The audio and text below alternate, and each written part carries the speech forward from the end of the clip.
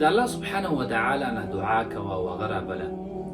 الله سبحانه وتعالى بستا د وجه داسې کارونه وکړي داسې چې ستا به بالکل ذهن کې هم نه وي چې یو کس د ستا د وجې داسې کار وکړي. نوح علیه السلام الله سبحانه وتعالى راوبله او ویې انی مغلوب فانتصر.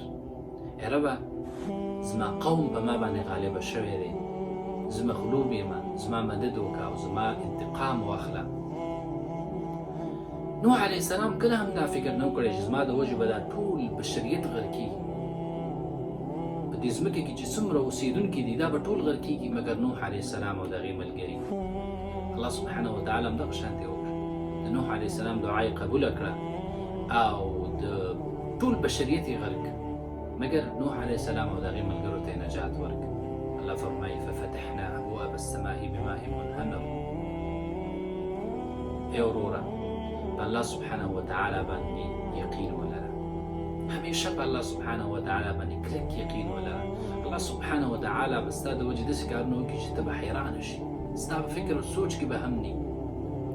څومره چې په الله سبحانه وتعالی باندې یقین ډېر کړې هغونه به الله سبحانه وتعالی تا ته ډېره درکوي. ثق بالله، په الله یقین